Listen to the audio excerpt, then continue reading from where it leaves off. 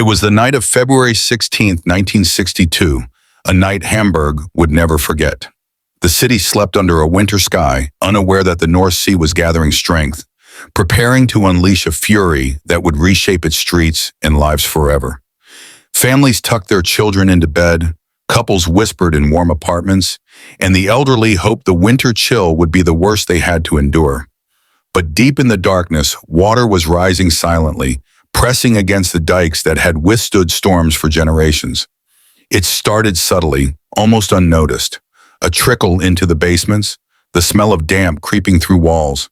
But soon the sea pushed forward with relentless force. Streets familiar for decades became rivers overnight, carrying with them cars, debris, and the fragile security of everyday life.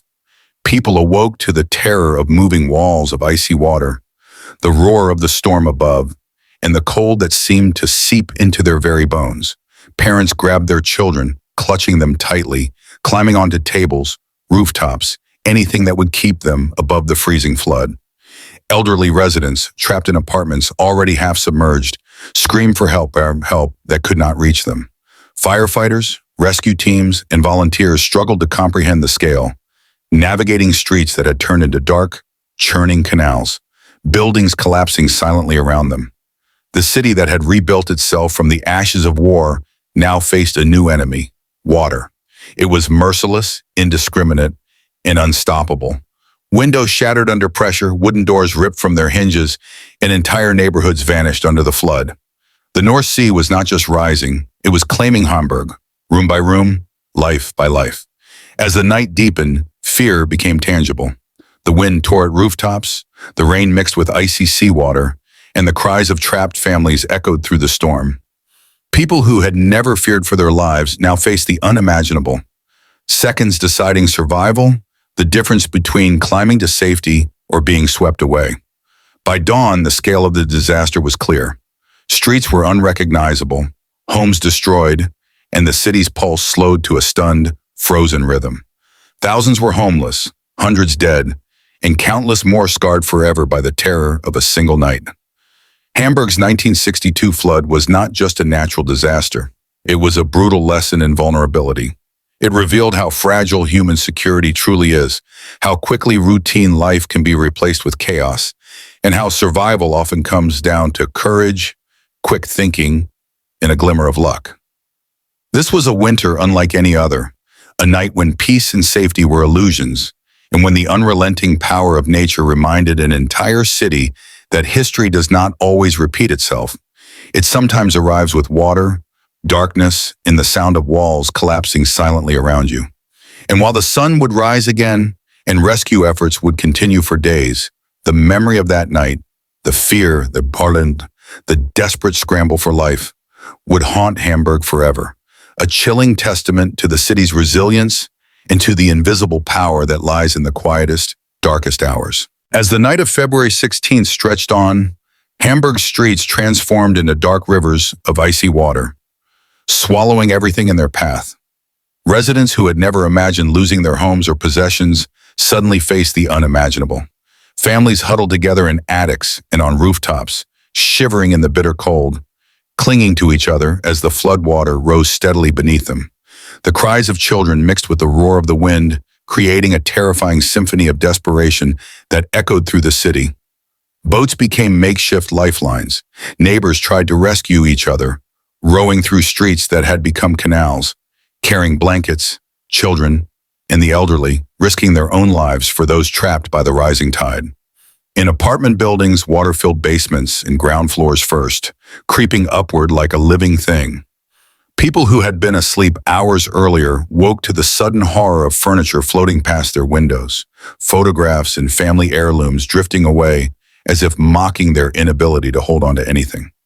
Some families were forced to climb onto furniture, lamps, and counters, hoping to stay above the dark, frigid water. Elsewhere, the elderly struggled to escape, many unable to navigate stairs that were now slippery and submerged, waiting for help that could not arrive fast enough. The city's infrastructure collapsed under the weight of the disaster. Electricity failed, plunging whole districts into darkness. Phones went dead, cutting off lines of communication. Rescue teams fought against the relentless current, their boats narrowly avoiding debris, pulling survivors from windows and rooftops. Firefighters worked tirelessly, sometimes rowing for hours in darkness, guided only by shouts and the faint glow of lanterns. Hospitals became overwhelmed as the floodwaters carried people injured or hypothermic. Makeshift shelters were established wherever possible, schools, churches, and community centers opening doors to provide warmth, food, and a momentary sense of safety. Children, terrified yet resilient, clung to parents and strangers alike, their small bodies trembling with cold, their eyes wet with fear and confusion. Stories emerged of neighbors carrying entire families across streets that had disappeared beneath the water, of strangers offering blankets and food when every resource was scarce. Yet even in the chaos, acts of bravery and humanity shone brightly, moments of kindness piercing through the overwhelming terror. Despite these efforts, the flood claimed lives indiscriminately. Entire households vanished in seconds, caught in the merciless grip of nature. Pets, possessions, and memories were swept away as Hamburg struggled against an invisible, unstoppable force. By morning, the storm had not fully abated, but the water had begun to recede slightly, revealing the devastation in stark detail. Streets were unrecognizable, filled with debris and mud, homes gutted by water, and the city's infrastructure crippled. Survivors emerged, exhausted and traumatized, witnessing friends and neighbors lost, belongings destroyed, and the familiar cityscape transformed into a landscape of ruin. The flood was not just a natural disaster, it was a force that laid bare the fragility of human life, the unpredictability of nature, and the courage that emerges when ordinary people confront extraordinary circumstances. Hamburg's residents had endured more than water. They had faced the sudden collapse of routine, the uncertainty of survival, and the haunting knowledge that in a single night, everything they had trusted could be swept away. And yet, amid the despair, there was resilience. The city, battered and broken, clung to life. Each act of courage, each rescued neighbor, each survival story forming the first steps toward recovery and rebuilding. The night of February 16, 1962, would remain etched in memory not just as a catastrophe, but as a testament to the endurance of humanity in the face of relentless, unforgiving natural forces. By the morning after the storm, Hamburg was a city transformed, and not in ways anyone could have imagined. Streets that had once bustled with trade, children playing, and neighbors chatting were now strewn with debris, mud, and shattered belongings. The flood had left its mark on every corner of the city, but its true impact was found in the faces of those who had survived the night. Families emerged from attics, rooftops, and makeshift shelters, their expressions a mixture of relief, shock, and grief. Children clutched onto their parents, eyes wide with memories of terror, while parents stared blankly at the ruins of homes that had held their lives for decades.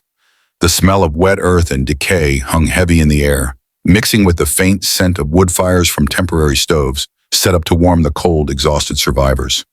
Volunteers and emergency teams worked tirelessly, but the scale of the destruction was overwhelming. Boats moved through streets that had become canals, rescuing those trapped and delivering essential supplies where possible. Hospitals overflowed with patients suffering from hypothermia, injuries, and the trauma of witnessing friends, neighbors, or family members vanish beneath the flood. In one neighborhood, a mother recounted how she had climbed onto a table with her 3 young children as the water rose around them, holding them tight through the night, listening to the roar of water tearing through walls, praying that they would see daylight again. Across the city, a group of young men risked their lives ferrying elderly residents from second floors to safety, balancing in boats through fast-moving, debris-filled waters. Their courage, often unnoticed, became the lifeline for countless families who would have had no chance without these acts of selflessness. In the days following, temporary shelters and emergency kitchens sprang up in schools, churches, and community halls. The city was united in grief and survival, yet every step forward reminded people of what they had lost: homes, possessions, memories, and tragically loved ones. Yet, amid despair, stories of humanity and resilience emerged.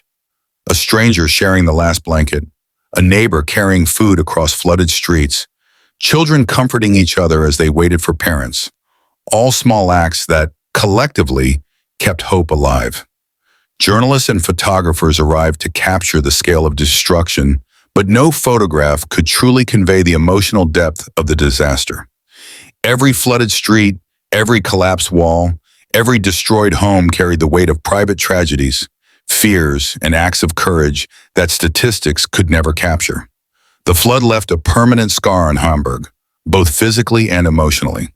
For months, residents navigated the city cautiously, wary of weakened structures, contaminated water, and the haunting memory of how quickly life could be swept away. Reconstruction began almost immediately, but the human cost lingered far longer.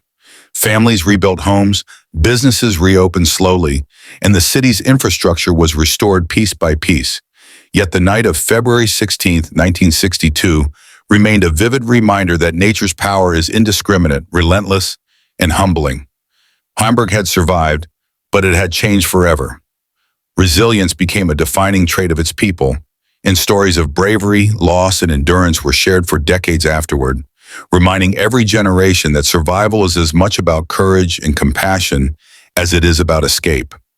And as the floodwaters receded, leaving behind debris, mud, and memories, the people of Hamburg began the painstaking process of reclaiming their city, their lives, and their hope, learning that even in the darkest nights, the human spirit can endure the cold, the chaos, and the fear. In the weeks and months that followed the February 1962 flood, Hamburg faced a long, grueling journey of recovery, one that tested the resilience of every citizen and reshaped the city forever.